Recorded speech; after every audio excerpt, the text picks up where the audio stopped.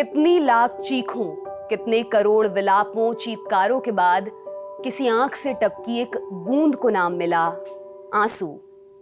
कौन बताएगा बूंद से आंसू कितना भारी है।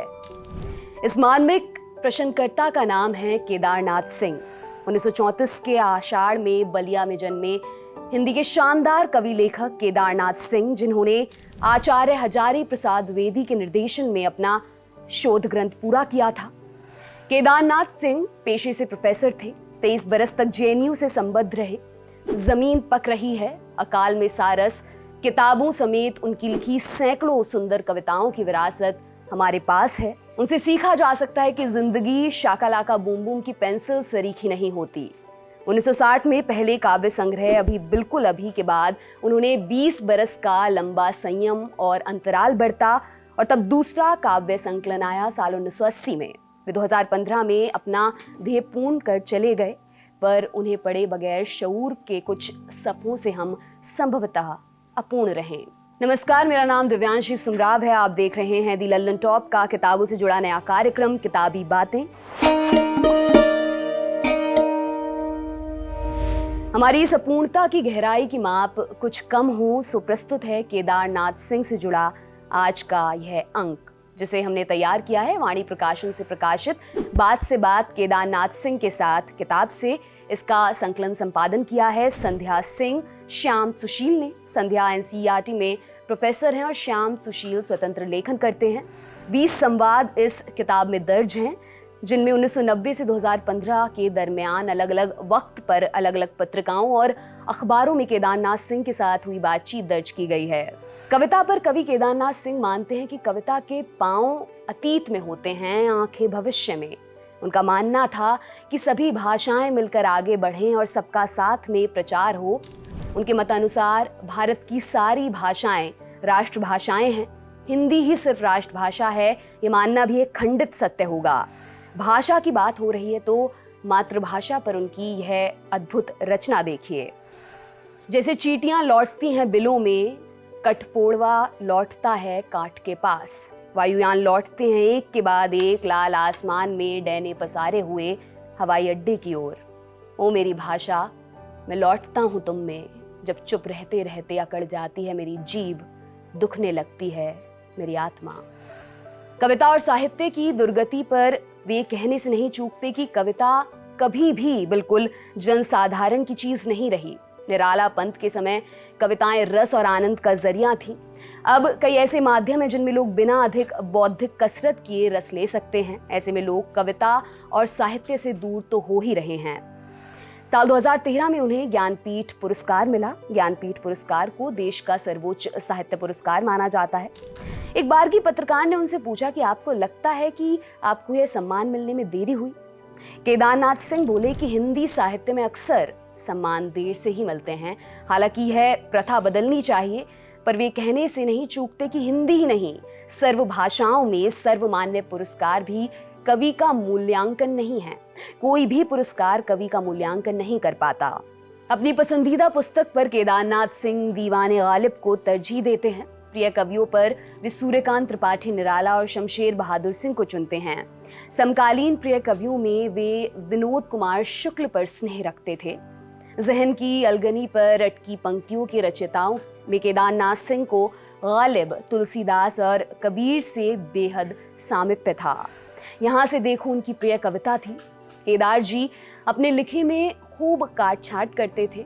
उनकी बेटी रचना सिंह बताती हैं, वे अपनी कविताओं के शीर्षक बार बार बदल देते थे। जैसे दोपहरिया कविता का शीर्षक उन्होंने पहले शिशिर रखा था।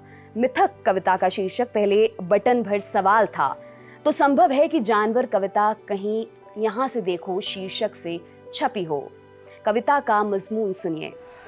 अपनी ऊब और आज़ादी से बेखबर चला जा रहा है जानवर, और भरी दोपहरी में एक समूची गरिमा झड़ते हुए पत्तों के नीचे तहस नहस हो रही है।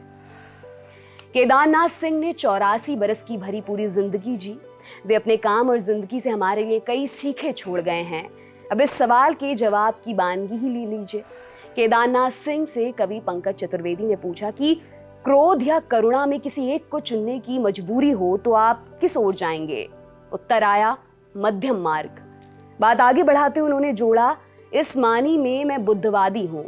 मुझे मानव इतिहास के सबसे बड़े मनुष्य लगते हैं बुद्ध, और यह मनुष्य शब्द मैं जोर देते हुए कह रहा हूँ। अपने डर को उजागर करते हुए केदारनाथ सिंह कहते हैं, मैं हिंसा से डरता हूँ और प्रेम को निस्संदेह सबसे अहम मानवीय गुण मानता हूँ। वे 3 दशकों तक दिल्ली में रहे, लेकिन कहते थे मैं आज भी यहाँ स्वयं को अजनबी की तरह पाता हूँ। वे दिल्ली आना नहीं चाहते थे, जेएनयू में नियुक्ति के बाद भी नहीं, बल्कि एक बार तो संभवतः 1967 में दिल्ली विश्वविद्यालय के खालसा कॉलेज में नियुक्ति का ऑफर भी रिजेक्ट कर दिया था। यहाँ बस जाने का कारण जेएनयू था, उनके अनुसार, जिसमें एक अलग ढंग का गांव बचा हुआ है। केदारनाथ सिंह को साहित्य से हटकर बात करना अच्छा लगता था। कितनी जरूरी सीख है इसमें कि अपने काम को गंभीरता से करो पर अधिक गंभीर ना बनो। कुल जमा मैसेज ये कि लोड नहीं लेना है। उनका कहना था कि भारतीय समाज, आमजन, भोजपुरी, गांव, देश आदि इत्यादि पर संवाद हो। जिस बनारस कविता को लिखकर उन्हें आंतरिक तृप्ति हुई थी, उसके बारे में वे कहते हैं कि चूंकि बनारस भी पहले गांव ही था, इसलिए मुझे बेहद आकृष्ट करता है। यहाँ जरूरी है कि मैं अपने इस व्याख्या विस्तार को कुछ क्षण विराम दूं और आप बनारस के इस कवित्व में दाखिल हों। कभी सई सांझ बिना किसी सूचना के घुस जाओ इस शहर में, कभी आरती के आलोक में इसे अचानक देखो। अद्भुत है इसकी बनावट, यह आधा जल में है, आधा मंत्र में, आधा फूल में है, आधा शव में, आधा नींद में है, आधा शंख में। अगर ध्यान से देखो तो यह आधा है और आधा नहीं है।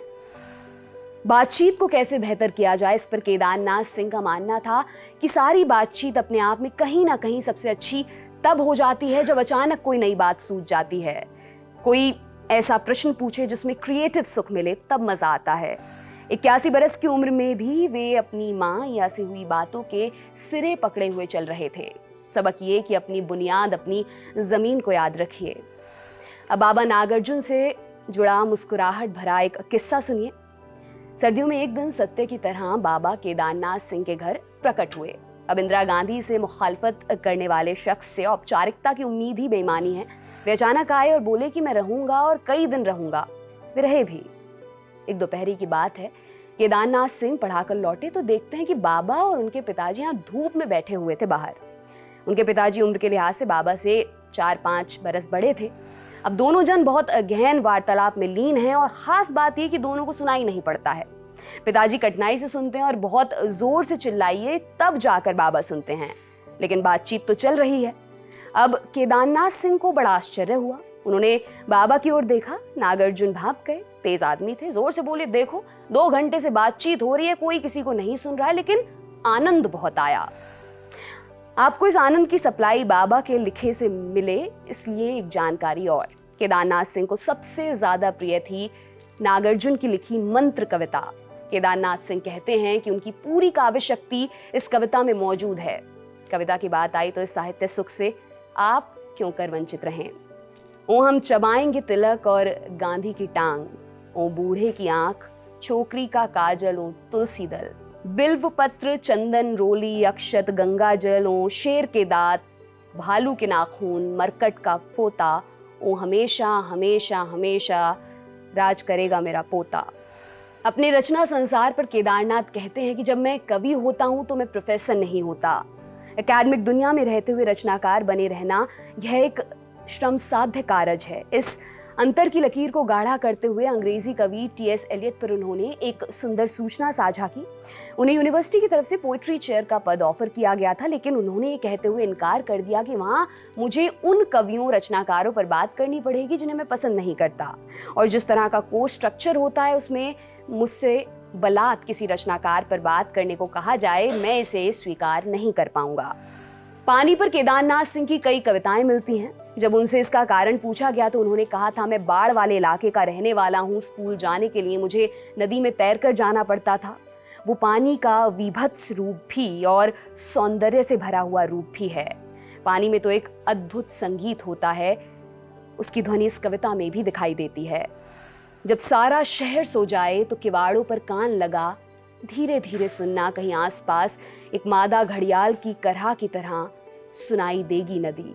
लोगों से जुड़ी अपनी पसंद को सार्वजनिक करते हुए केदारनाथ सिंह बताते कि उन्हें बातूनी लोग पसंद नहीं है, पर हाँ, इसके विपरीत उन्हें एकदम चुप्पा लोग भी पसंद नहीं आते थे। उनकी चाहना उन लोगों से मिलने की अधिक थी जिनसे उनका हृदय छंद मिले। केदारनाथ कहते थे, जाना हिंदी की सबसे खौफनाक क्रिया है। तो हम भी जाते हैं, पर इस कॉल के साथ कि कल फिर मिलेंगे एक नई किताब के कुछ नए हिस्सों से वाबस्ता होते हुए। किताबों से जुड़ा हमारा यह अभिनव नूतन कार्यक्रम किताबी बातें आपको कैसा लगा? कमेंट बॉक्स में अपनी राय जरूर दर्ज करें। हम और किन किताबों पर किताबी बातें कर सकते हैं, इससे जुड़े सुझावों का स्वागत रहेगा। आप देख रहे थे दी लल्लन टॉप। शुक्रिया।